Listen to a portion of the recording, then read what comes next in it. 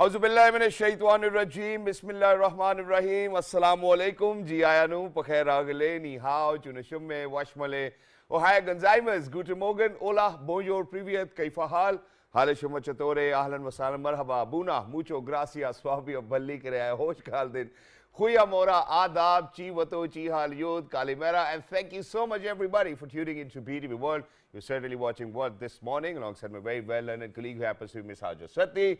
I happen to be Shahzad Hasan Khan, and we hope and pray that everybody out there is doing wonderfully well and that you're ready to kickstart your week with us. But first things first, hello Haja, how are you doing today? Assalamu alaikum. Thank you so much for introducing me, Shahzad.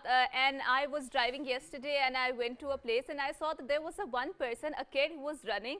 And I barely had the brakes put on my car, and he was holding a kite, and I was like, oh, okay, so there's a sun season coming on, and because we are habitual of this thing, the February is not a sun season, it's usually the March, but I was also going through the news, and Rawalpindi Kite Association said that they will hold 17th of February as the Basan season, and if it's not, raining, then they will postpone it. So having said it's a very kite flying season, and we could see there are a lot of colors on the skies, a lot of beauty in that, and I think that's a very indigenous South Asian culture. And right? You know what, Haja, thank you very much for making me nostalgic about it, because imagine that, that my ancestor house is in Gawal Mandi, Rawalpindi. Yeah. And imagine, so that actually used to be the hub. In fact, even now, it is the hub of kite flying, and, people make sure that every now and then there will be kids onto the roof, flying their kites and whatnot. Right. So I still remember that my grandfather never used to allow my chachus to, do all of that, what they've actually wanted to do. But having said that, I think, the best part was that how my grandfather always told me that, Putter, make sure that you do not run for the kites out there as well. Get as many. I will make sure that I'm going to get them to you as well. But having said that, ladies and gentlemen, I think what we really need to kind of talk about over here is that how in the first place, at times, and we have had this conversation, Haja, and that's something which I was, I learned yesterday, and it was a beautiful thought, and I want to share it with all our viewers in 46 different countries and with you. Okay. And I would want your opinion on this. Okay. So imagine there was this one gentleman who asked a question from this other gentleman who was a very well-learned one as well, and I'm watching this interview, and he says that, can you please guide us how to forgive our own selves and other people, because at times we hold ourselves accountable, and that thought process we cannot get rid of. So the answer was so beautiful that I was, I was like, hey, you know what, nobody told us about this ever before. So imagine that, the other gentleman answers that just like you do not hold on to a dream or a nightmare, make sure that you do not hold on yourself to yourself as well, and make sure that you have this habit of forgiving. And then he added that, people might not be at the best of their mental, physical and spiritual health. And what you really need to do is that you really need to give them that space and make sure, just like you've never been, stuck to your nightmare or dream, you forgive people just like that and yourself. What's your take on this? That's wonderful, because I think that a lot of people, they are bogged down into that spiral of revenge and that spiral of darkness, because they're not able to forgive other people or to forgive a very traumatic past of theirs, and that is why I think that they're deprived of a lot of the positivities of their life. So it's very important to let it go, genuinely let it go, and strive forward in your life, because obviously life is very short, and obviously you need to find out a purpose and aim for yourself.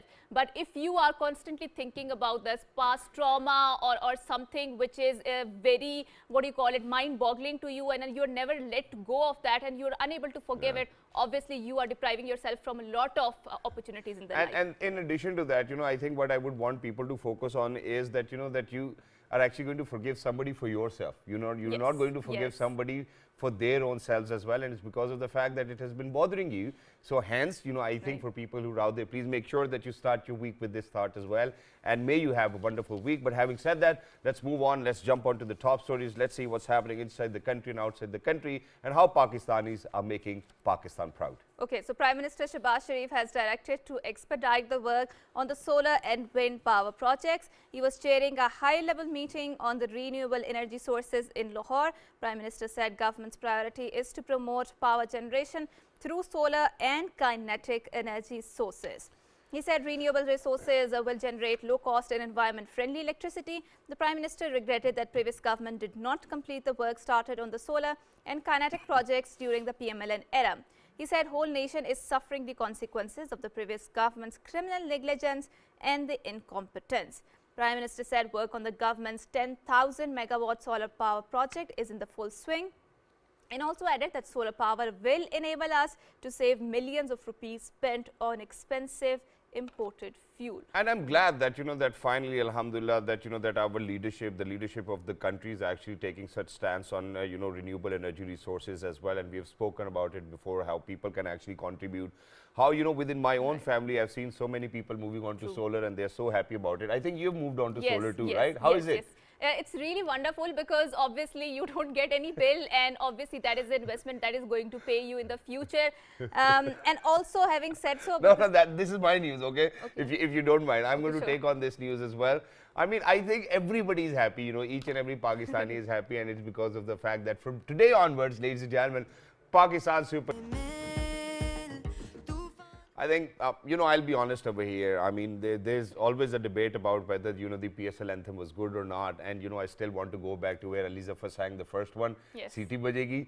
And I think it still tops our hearts as well. But having said that, ladies and gentlemen, please make sure that you contribute. Please make sure, because the matches will be taking place in Multan, in Lahore, in Karachi, and in Rawalpindi as well. So make sure that you buy tickets. Even Najam Sethi Saab, the chairman PCB, has actually tweeted that a lot of VIPs have been calling in, to ask for free tickets, even though that they can afford it, but they just want it so that they would know that they are VIPs. So for all of those people who are actually one of those who have been asking for tickets, please don't do that, yeah. It's only going to cost you 1,500, 2,000 rupees. So please make sure that you contribute to it as well, because, having said that, I think after IPL, ladies and gentlemen, PSL is the biggest brand, and that's what Mr. Najam Sethi has said. Moving on, how Pakistanis are making Pakistan proud, and that too within India, ladies and gentlemen. Pakistan beat India in India by 2-0 and won the Asian Junior Squash Championship. Noor Zaman, Pakistan beat Krishna India with game score of 12-10, 9-11, 13-11, 11-9. And Muhammad Hamza Khan, Pakistan beat Path Ambani with game score of 11-7, 11-5, 11-4 in 20 minutes only. Wow! Congratulations to you, lads. Wonderful, wonderful. And I think we definitely need to hear some sort of a good news and the soft news, and PSL and all of these squash players, they are making us really proud, and obviously giving us a content to discuss apart from the very boring content of the politics, right? So Shahzad, I was listening to the news the other day, and I was really amazed to find out that especially in a neighboring country, 2 engineers have developed a robot, or a bot I would call it, and that bot would actually go into the sewerage and they could identify where it's clogged, and that snake robot. Yes, and that could actually identify where it's clogged, and it could actually open that way. So we have seen that how this work was done by people here, the low caste people, especially in a neighboring country, and how they were marginalized a lot. But having said so, these dynamics are changed by the technology and robot. That is definitely a very positive aspect of how IT and technology is changing our life for better. So in order to have a more broadsome discussion of how IT is influencing our life, obviously we cannot immune ourselves from the digitalization of the 21st century. We will have the conversation, and we are very glad that we have been joined by Saqib Ahmed. He happens to be Country Director, SAP Pakistan. Assalamu alaikum, and thank you so much for coming to our show. Thank you so much for joining us. Wonderful to have you over here, and everybody's talking about technology, even though that, I think from 2000 onwards, technology has been something which has been out of control for all of us as well, especially over here in Pakistan. We certainly have not been able to build up quite a lot, where we have seen our neighboring countries take quite a lot of advantage of the technological interventions which have taken place.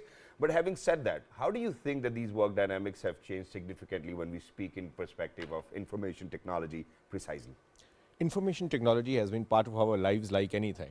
Our lives have been completely changed from the company level to the individual level. And as we move forward, I think technology is now part of everything that we do today.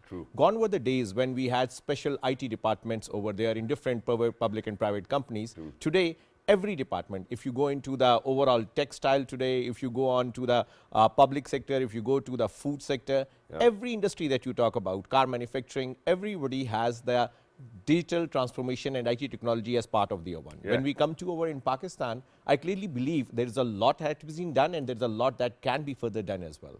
I think we are in the part, and first of all, you cannot get away from the technology anymore. It's part on your mobile out over there. Yeah. It's part of your life, Yeah. as I said. And I think it's very important to understand that either we are individuals or either we are working as the professionals working in different companies, we need to embrace this change. One of the major issues that we face today is about embracing the change. You just gave the example of the robot that over there. Majority of I wanted to add over here that, you know, that same robot actually gives you a foot massage too or a leg massage as well. So I didn't really like the idea. You know, one, you're opening a clogged sewerage, God forbid, and second, you're giving a foot massage. I don't like it. Please go on. Yeah, I think that you touched a very interesting point. One thing is the technology, and the other point is our social and cultural things as well. True. You know, when we are working and when we are talking about Pakistan and talking about technology transformation in Pakistan, we also need to embrace how our cultural transformation embraces the technology also. True. Because both these things need to go hand in hand. Exactly. And sir, you know, while sharing this, you know, there's something I would want to add over here. I'm very sorry that I'm interjecting, and that is that, you know, if we go back in time from where you started off, you know, I still remember that, you know, I used to go to my father's bank where he was serving at that time, and, you know, there was this IT department, this gentleman would come and he would only update your Windows. You know, so I think for the IT departments, because now we are talking about embracing change and having that shared vision as well. So what do you think will be the shared vision for Pakistan? You know, if we are to talk about SAP Pakistan as well, you happen to be market leader. And number two, how do you think that these IT departments are actually going to transform themselves? Because all of those gentlemen who were updating Windows are still updating Windows. They're not coming up with smarter solutions. So I think one of the things that we need to understand is that the world has completely changed. Now you don't need an IT director itself. You yourself as an IT master. I give the example of my mother. She is 70-year-old plus, and I can tell you she can do all the IT transactions from banking, and she can manage the apps. And many of the mothers today of this age are managing this one. You don't need anymore the IT guys to embrace the change that we are talking about. When you talk about in terms of Pakistan this change, I think it's very important to understand we are moving on the right track, but there are many things that we need to also get ready on that very front as well. Just you gave the example of the bank out over there. I tell you today, with the SAP solutions in Pakistan, all the pensioners are getting all their pensioners paid in their direct accounts. Gone were the days 5 years back when these pensioners has to stand in the long lines and working on and waiting for their pensions out over there. Although that takes the social impact away from them because they used to chat over there a lot and have that bond going on there as well. I think what we need to do in Pakistan is to embrace this change. The major issue is the change management. Again, going back to your robot example, many of the people will say, oh, this robot has taken away the job of somebody as well, because that is also an important factor in the whole ecosystem when the technology comes in. I think the important thing for Pakistan is to embrace the digital transformation and get people ready for the transformation that is they are ready. They need to get new information, get them enabled to this new information, and get them move on to the new technologies. We have heard this phrase of learn, unlearn, and learn a lot. And to be honest, it's very much true. Previously, people were used to be very proud of that they have worked in an IT company for 25 years. But to be honest, today everybody wants to take a move on, turn on from 3 to 5 years, learn something new, because the technology is changing. It's so fast that we need to embrace it. And it's so wonderful where you actually mentioned that your mother can actually, you know, do the online transfers as well. Imagine that, you know, I've been asking my mother to learn kind of how to do that as well, you know, so that God forbid if you're stranded somewhere, Ammi, please 5,000 bhejna, beta bhi hai. I think it's just, it's amazing, you know, how things are changing. It's wonderful, and I think Ammi's generation is a bit slow to adapt to the change, but I think they will come to that change. Having said so, let's talk about infrastructural support, and let's talk about how, for example, in a neighboring country, there is a very vast infrastructure of a Silicon Valley there, right? And the Silicon Valley in itself embodies the digitalization of 21st century, and Pakistan is a huge contributor towards the IT sector, and we have seen that Pakistan, I think, is the 4th largest contributor of the freelancing in the world. So there's a very vibrant digital ecosystem here, but in terms of infrastructural support, we do not have it here, right? So what are some of the suggestions that you would like to give out? How can we build our own Silicon Valley here? Obviously, there are a lot of innovative hubs here. There are a lot of startups that are being helped by a lot of people, but not a formal infrastructural support. So your comments. Look, the IT technology cannot work alone. It has a complete ecosystem that works around that one. Today, the financial institutions are equally important there. We need to get overall the loads of aids that we are talking about from the international firms as well. I think the important thing is, as of today, our country is in a general financial crisis, as we all understand at this point of time, and it has an impact of every industry, as the IT industry as well. So it's very important for us that for the foreign donors or the international firms that are ready to spend over in Pakistan, they should feel that comfort out over there as well, that yes, they can get the best talent out in Pakistan, which we have today. And we should also take care of the fact that how their finances can be managed in the best possible way. So their profits can also be shifted out to their respective countries and to their respective companies as well. I think that's ecosystem and infrastructure still need to be worked out over here. We are going in that direction, but I think the political instability that happens with us in every some years back as well, that also takes away the consumer overall confidence and the investor confidence as well. So I think that is one important factor, that not only the IT industry, rather the whole ecosystem that can help the exports of the industry today. And when you talk about the freelancers, when you talk about all the entrepreneurs, I think we have an amazing talent out over there. There's no doubt on that one. But I think it's about nurturing them. What our neighboring country has done, they have nurtured out over there. They have, when we talk about all the big companies like Apple, IBMs of the world, they have their headquarters based out over there because they have got that ecosystem developed and get that confidence of the investor over there. I think that's one area that we need to work on. And that's exactly something which I would want to pick up on as well. You know, because Hajra recently and Saqib Sahab recently, we have seen that, you know, how Pakistan is actually struggling to manage all of that dollar exchange rate as well. And then, you know, there's a shortfall of dollar within the country. But having said that, you know, my wonderful colleague just mentioned that, you know, we have the 4th largest freelancers industry as well.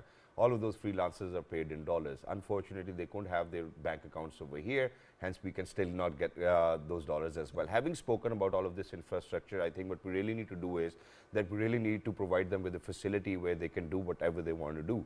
I mean, having said that, you know, that the exchange rate varies so much, you know, eventually, you know, people who are actually earning in dollars will always be, you know, at a good point over here given in this country as of now. But having said that, how do we provide them with that conducive environment that they feel free to do whatever they want within their own country, so that our economy actually kind of takes advantage of all of that 4th largest freelancers industry? I think we need to work on the infrastructures in a very, very important way.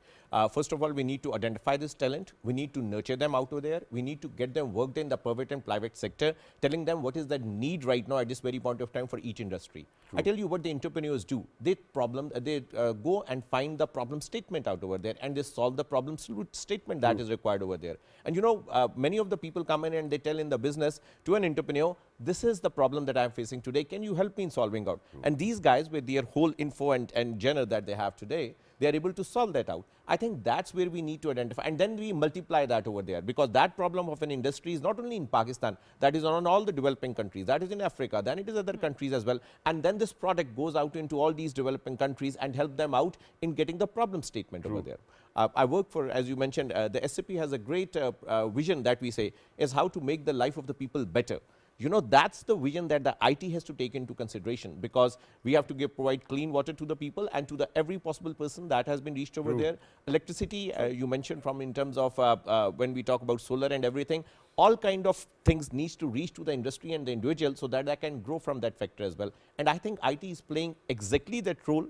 But I think in terms of Pakistan, we can do still a lot, and we are looking towards the government to provide us overall that facilities as well as that tax-related rebates that can help the industry. They were there earlier though, no? And talking about the IT sector, I think Pakistan is the fastest growing market for the YouTube and also Google. We have heard that last year Google have also opened its office in Pakistan. So let's analyze Pakistan and its location in the Asia Pacific region and how IT is affecting it. I mean, yes, Pakistan is a very attractive market when it comes to the digitalization, and like you mentioned that we have a lot of talent here, and how without any proper infrastructural support, we are the 4th largest contributor towards the freelancing, and we have so many young, brilliant startups, entrepreneurship in terms of the technology. So what next in terms of technology and IT, and what about your company SAP in this next regard? 5 years? So first of all, whenever you talk about Pakistanis and you go into the Gulf, you go into the Middle East, there's no doubt about the talent of the Pakistani people. Mashallah, they are doing absolutely great. Thank you, whenever sir. They are providing that over there, whenever they're providing the infrastructure, when they are being provided all the info that is required over there, they are doing an amazing job. When we come over to a 230 million plus population of Pakistan over here, that talent is based out over here. I think the only thing that we need to is provide them the right means, the right connections, the right infrastructure, so that they are able to grow that business that is required over there. In terms of SAP, when I talk about, I can tell you, we are trying our best to work on the public sector and private sector today. I will say majority of the car manufacturing today industry, they are working with SAP. The government sector, the overall Ministry of Finance, you talking about Accountant General of Pakistan, Pakistan Railways, they are all working on these digital transformation journeys to ease the overall for their customers and make that digital transformation change so that people are able to reach from their laptops, from their mobiles, and reach to that very point where the life can become much more easy for the end customer over there. So we are trying to do our role Exactly. on that. And having said that, I would want to kind of, put in front of you, how Pakistan government has actually been initiating and making sure that they are going to have those technological interventions in between. So, for example, you can download the Nadra application, Yes. pretty much sort out everything. Not just that, you can download the Islamabad city application. You can pay your challans, you can pay your transfer fee, you can pretty much order your identity card, do everything on it. So it's just that the people do not, or people are not very well aware about it as well. Just the other day, I was listening to Khwaja Saab's press conference or a briefer, ladies and gentlemen, on about Pakistan Railway, and he said that now you'll be able to book your tickets, Oh, you'll be able to wonderful. track your luggage, you'll be able to do pretty much everything on your cell phone as well. I think it's for the people to now know and then utilize. And having said that, I think there's one more element. I think for And all what of about those. the RAS that online Rast ID, yeah. I think it's a smaller ID. You give it to somebody, and there you go. You'll have money in your account. But having said that, I think that the best part about technological interventions is that we will see that in coming days, I think the government institutes will be getting free or getting rid of corruption too.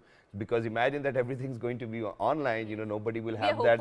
Nobody will have that loopholes. So the only institutions where they're still not very willing to have technology is because of the fact that they're still willing to go for the other means as well. How would you comment on this? I can tell you, of course, there's always this myth about that one, as you just highlighted. But I can tell you, especially in the public sector of Pakistan, they are trying their best to get into the digital transformation journeys. And I can tell you, even the difficult ministries, or where have a lot of people out over there, they are also, I mean, you give the example of Pakistan Railways, they started the digital transformation journey just 6 months back, and they are trying their best, everything to get recorded, everything should be connected out with each other, and the end customer should be able to make the best results out of that one. When we talk about digital transformation, it's not about only the technology and reaching itself, it's about cost optimization, it's about efficiency, it's about getting the best out of the whole technology firm that we are looking today. And I think the public sector of Pakistan is trying its best. It has its hindrances, as I mentioned, in terms of the financial ecosystem, in terms of the money that they can spend on the technology. But I can tell you today, there is no way out of you can go out of the technology today. Either in your private capacity that you're doing your business, or either in the company that you're working at. Exactly. And in addition to that, I would actually want to kind of, for all of you, all our viewers who are out there as well. So imagine that, we are referring to it because of the fact that just yesterday I was in conversation with my father, and he had a plot for which he does not have a possession letter. So he said that, I've been going to CDA, and the gentleman has been asking me for 10 million rupees that, okay, as soon as you're going to give me 10 million rupees, I will give you that transfer letter. Unfortunately, I think that, my father, because he's not willing to pay them any cost, because he might not even have it.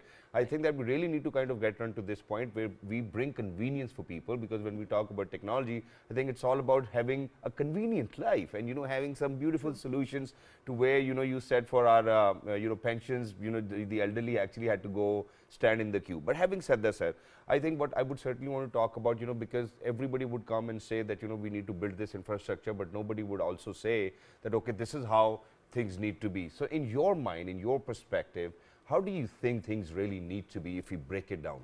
I think the first important thing is that we have a lot of youth and a lot of talent out over there. I think we need to train the skill in these youth today. Okay. One of the basic things is to that skill development.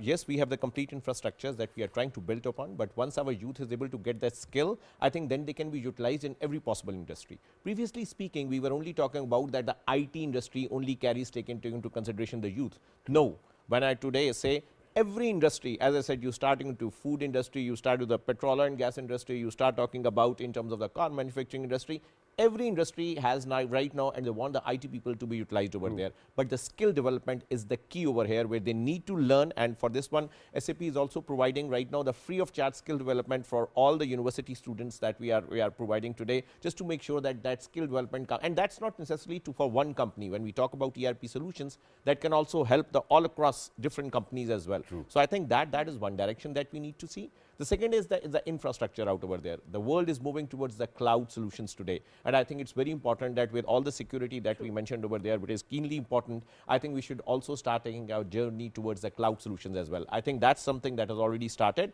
but as it will move on, I think it will take much more gear, and the infrastructure that is required over there can be provided by all these different companies which can help overall the public sector and the private sector to grow as well. Wow. And let's address the elephant in the room, especially when we talk about the IT, the digitalization, which is the data security, right? And this is the topic that has been in the public discourse, in the social discourse, and in the academic discourses.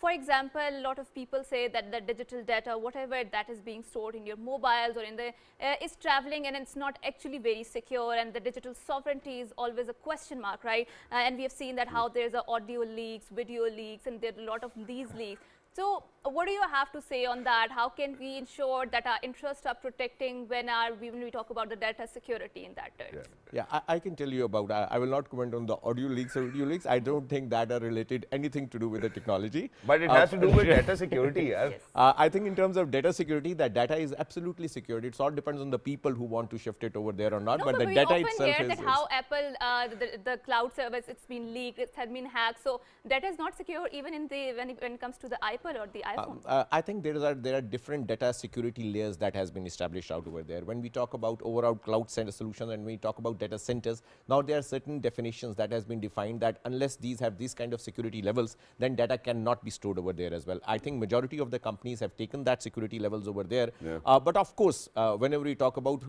Bank में भी डाके तो पड़ते हैं कभी ना कभी, but at the end of the day they all try to make sure that all the security levels are reached to that level as well. But majority of the breaches are more individual faults or that is there, but that has also be taken care in terms of the data security. But since you mentioned about how there are robberies within the banks as well, but obviously banks are very careful about it and they have these insurance policies in place as well. Do you think in future we are looking at data insurances as well? And then having said that, I think when you actually spoke about how we really need to move on towards cloud solutions, obviously Jazz actually initiated with Jazz Garage as well. I hope that a lot of people might know about it as well. Do you think that we still do not have that amount of trust within for a product from Pakistan, by Pakistan and for Pakistanis? Yeah, so let me first tell you, you gave the example of the cloud solutions.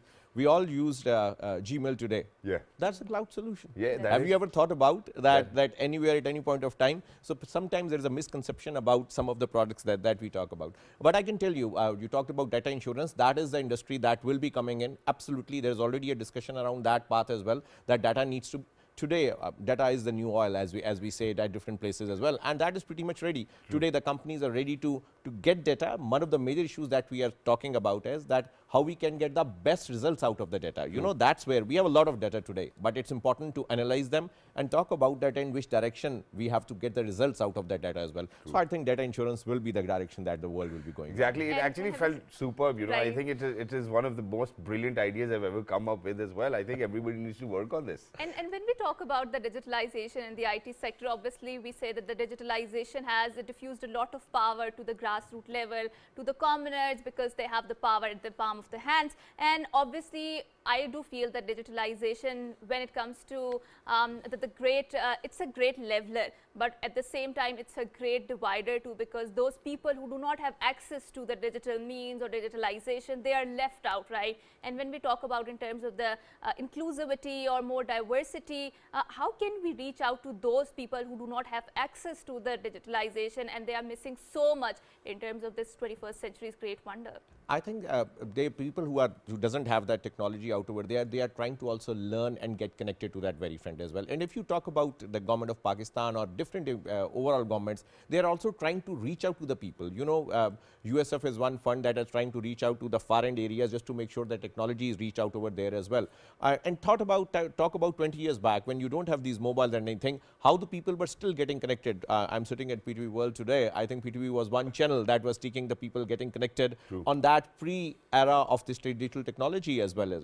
But today, I think if you go and see a common man, to be honest, even to the person who's selling a fruit outside they also have a mobile. And to be honest, they also are connected to the technology. I will say, I think if you see the tele density today, you will see yourself that how much percentage of Pakistan is connected to the technology. Now, the important part is how we can take the best use of this technology. connecting to the technology is one part, and one point that I mentioned at the start, it's also important that how our culture also embraces the technology as well. It's not possible that, and it should not happen that the technology takes over the culture, because every country has their own dimension. We are coming from a different dimension on that one. So we need to embrace technology, but with the culture, that is the more important thing, and the religious value system that carries along with us as well. We need to embrace all these three things together. Otherwise, the technology can ruin at times the cultures as well. Exactly, and thank you very much for highlighting that as well, because I believe just like the sun, moon or the oceans, I think technology is going to be a global common for everybody, and it needs to be a global common. But having said that, sir, I think towards the end what I would like to ask you is that SAP has been working with the public sector and digitizing in specific areas as well, and there's this new emergence of a picture which we see as bright future for Pakistan. How do you see it for yourself, and how do you think that in coming days with the coming governments and however things are these days, do you think that Pakistan has a bright future when we talk about information technology? Pakistan absolutely has the right and the bright future for the information technology. And when I talk about with reference to SAP, I can tell you the embrace of this technology has really worked well for the public and private sector. I can tell you many of the big businesses, we talked about those examples, and many of the small businesses are also embracing this change, because there is no way out, because you have a lot of human resource. You want to know exactly what the technology can help them out in terms of their skill development. You also want to know what are the global world procurement challenges that you face, and how you can connect it to the right buyers and the right sellers all across the world as well, and you need technology for that one today as well. Furthermore, you want to have the best customer experience management, because at the end of today, our customer is very well educated. He exactly wants to know what he wants, and he is going to reject you as the vendors, because if they are not able to get the right service. So that's what SAP provides today. They provide you this all end-to-end services solutions for the public and private sector, which can help the country grow and which can help the businesses grow as well. Are these services end-to-end encrypted as well? They are absolutely encrypted as well. I think. And how many layers of security are there? But I think it's wonderful. Right. Thank you very much, Saqib bhai, for being with us. Lovely to be in conversation with. Well, number one, you happen to be a wonderful speaker. You have great personality to yourself, and you are definitely one of those people who are helping Pakistan to come at the verge of where we are speaking about that it's an era of information technologies. Thank you very much for being with us. Lovely to be in conversation with you. And Shehzad, before you carry forward this conversation, so we need to take a short break because our producer Saab is insisting. So don't go anywhere. It's the time for a short I wanted break. to say something else as well.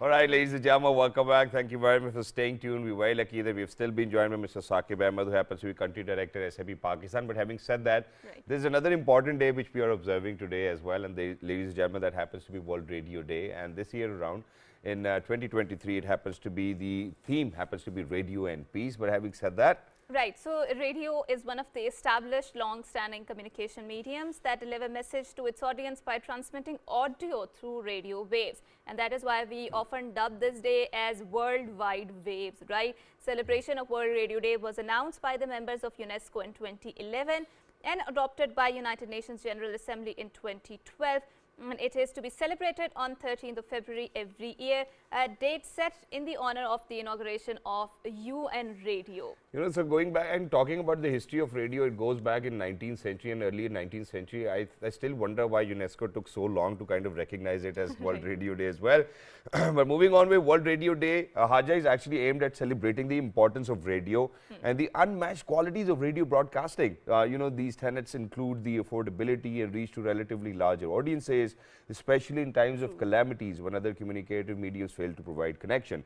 And having said that, in addition to that, radio's extensive reach can translate into its impactful ability to constitute the discourse on major societal issues, which can ultimately shape the mindset of the audience. On this note, World Radio Day 2023 will be celebrated on the theme, as I mentioned before, Radio and Peace, which will highlight the influence of radio in shaping public opinion on significant state and international matters and maintaining peace. Oh, wonderful. So, World Radio Day also calls for highlighting the efforts of one of the ultimate nostalgic radio mediums in Pakistan, Radio Pakistan, which since 1947 has been striving to provide timely and updated information on events. Radio Pakistan, through its efforts, has secured an emotional corner in the heart of every Pakistani national, where words uttered by certain hosts are engraved in their minds to this day. Whether it be Pakistan independence announcement by Mustafa Ali Hamdani or the famous Assalamu Alaikum by Tariq Aziz. This day should be utilized to acknowledge the efforts of radio broadcasters around the world in Pakistan and revive the use of radio as the source of our daily new intake in honor of those who dedicated their lives to this profession.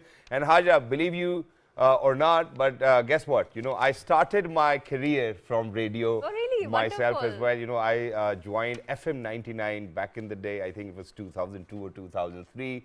Yes. Served FM 99 radio for another 3-4 years while I was even attending my university as well. And having said that, ladies and gentlemen, whenever we are to actually speak about radio, I think that the best part is that radio actually helps you in moderating conflict. And you know, when we talk about today, 2023, we do see how, you know, Russia is at war, you know, Ukraine and all of these situations which are, you know, some way or one or the other way are actually kind of disturbing the entire globe, how inflation is going up, how there's energy crisis. I think that the independent news reporting can always help and actually mediate and find a way to find more better solutions for people who are out there. So may it be cricket, may it be football, may it be current affairs, I think each and every radio broadcaster really needs to kind of truly depend on independent news. Please make sure that you do not kind of get news from somewhere and without even verifying it, you know, you just say it on radio. So please, people, make sure that you feel responsible for the kind of responsibility you have taken. And having said that, I think for us, it was one of those modern technologies when we were growing up. We are radio. And, you know, and do you remember those particular times? Because especially I do remember that when we were in our early teenage, so what we used to do, there were a lot of radio jockeys and they had their particular shows and they had a lot of massive fan following, right? True. So a lot of people, I think, and they had the particular time from 9 to 10 at night or something like that. So what happened was that a lot of time, a lot of my friends, what they used to do, especially in the hangout, they used to sleep under that blanket and they used to listen to that radio and there was a particular vibe to it, right? And nowadays also radio is a very pertinent medium. It's not obsolete at all because there are a lot of community radios and it's a force for inclusivity, diversity, and especially to those people who do not have access to digitalization like we were discussing in a first segment, and also how those people, and radio affords them the safe space and privacy and intimacy. So what happened was that I was listening to a community radio, I think it was in Ghana, somewhere in Nigeria, and the woman came up and they talked about their experience of how they suffered domestic violence and especially at the hands of the lot of those terrorist organization. And radio offered them the privacy and the safe space where they could actually you know, speak out their tales of the horror or the violence that they suffer. And also that was very therapeutic for them because the privacy ensured them that they could have that sort of confidence where they could speak out, right? Exactly. And having said that, you know, so Hajar, you know, you won't actually kind of believe it, but, and even I was flabbergasted by that gentleman who actually walked up to me, I think it was a year or 2 years ago. Okay. And he said that, you know, sir, I think that, you know, I've heard your voice on radio. And I was Really? And I was taken by a shock and I was like, yeah, it was back in 2002 till 2006 that I was actually doing radio, and this gentleman still remembers. I think it was one of the finest as well. But since, you know, Saqib Saab is still here, we're going to ask him because I think, I mean, I'm not going to guess whether, you know, if he's that old that, you know, whether radio was there or not. Right. But sir, how do you think that your childhood was, you know, alongside radio? I think absolutely charming, let me put it that, because we only used to have radio at that very point of time, and we used to connect only the voices, as you just rightfully said, and we used to have paint faces, what will be behind the faces behind these voices as well. And we used to connect to that level that every time, and there was a certain time when a certain program has to come, and we used to be connected to that time, to that voice, and then even today, if you ask me today, without respect, in the morning today when I go to drop my kids or going to the office out over there, there's a certain program on the FM of a certain right now guy that I used to hear, and if he's not there on that one day, I will start missing him out over there. So who's that guy? Who's that? I love Adil Azhar show. Adil Azhar show. I think I would certainly want to speak about Khalid Malik. I would speak about Anusha. I would speak about Sophia Anjum. You know, they're doing a fabulous job. You know, and I continuously listen to them. And you know, at times I think I've done that too as well because they're on air before us. You know, so I kind of listen to them to share some more stories as well. But thank you very much, Saqib bhai, for being with us. Lovely to be in conversation with you, and thank you very much for spearheading the information technology sector for us, and that, you know, we'll definitely look forward to SAP actually venturing with the government, you know, so to provide us with more technological solutions. Thank you so much once again. And having said that, I think towards the end, ladies and gentlemen, what I would like to kind of comment over here is that it's a shared responsibility. It's not one organization responsibility. Each and every one of us really needs to contribute towards the development. We really need to be kind of more aware of where the things are headed. We really need to kind of be prepared. We, you know, for whatever we have learned, you know, we have spoken about it right at the beginning. We need to learn and then learn again. Please make sure that you invest your time, because there was this question documentary I was watching just yesterday. Right. So there were these Chinese kids, you know, who were actually being asked that what do you want to do in life and what you are doing currently. Right. So one of the kids said that, you know, that I'm an expert at Python, you know, I know Java, and, you know, I love to code and I love to write codes and whatnot. Right. Right, exactly. They went to United States of America and they had kids gather and they were like, what do you want to do? So one went like, I want to be a rapper. Okay, they went on to the other one. They were like, what do you want to do? He went like, okay, I want to be a YouTuber. You know, if all of that can actually help you $1 billion, you know, as an individual, do that. Why not? But imagine that the difference is that Chinese people are actually still making sure that they're going to invest their energies and stay focused on where the world is headed, rather than being a YouTuber or a rapper. I mean, there's no harm in being a YouTuber, rapper like that's why I Shehzad said, you know, if you can earn $1 billion for yourself and a good lifestyle, why not? Yes, and I think certainly there is no harm if you still want to listen to the radio, because the radio waves are very mesmerizing. And obviously, like we told you during our conversation, that how the radio, there's certain memories that we have attached to the radio, and we can still hear those words when the independence was announced, especially the Pakistan's independence was announced. Radio, the Pakistan radio, and that evokes a different sort of memories, even though we are not that generation that have seen all the partition and that we have seen the creation of Pakistan. I think we are the millennials, we are the 21st century generation, but still, though that voice on the radio still evokes so much deep emotions within us, and Radio Pakistan has promoted so much talent, Shehzad, when it comes to Pakistan's very vibrant art culture. There's so many singers who made their names, and who can forget that Madam Noor Jahan sang her favorite song, 1965 war, 1971 war. Exactly. And then that used to instill so much confidence, so much patriotism, especially to our soldiers who were fighting at the front. Having said so, and I was listening to a very interesting documentary conversation at the BBC, and they mentioned that how in Myanmar there's a resistance radio going on, where the people are actually talking about the voices that are not usually heard or listened in the mainstream media, but they are being listened into that particular radio, which they named as the resistant radio, because they want to challenge the mainstream or the dominant narrative out there. So you wanted to add something? Yeah, very quickly, you know, there's only one simple request, you know, for all of those radio broadcasters who are out there, and that is that once if you play a song, please make sure that you do not speak in between. Okay, I think that's the only problem I've had, you know. So you know, all of a sudden you start to enjoy that song which is on radio, because it's by luck that, you know, that they would actually play a song which you like too. Right. You know, so imagine all of a sudden when that song is on, you know, and they would certainly think of an idea that, okay, yaar, hum ye bhi bol dete. Please, yaar. You know, once you actually play a song, please make sure that you do not speak in between.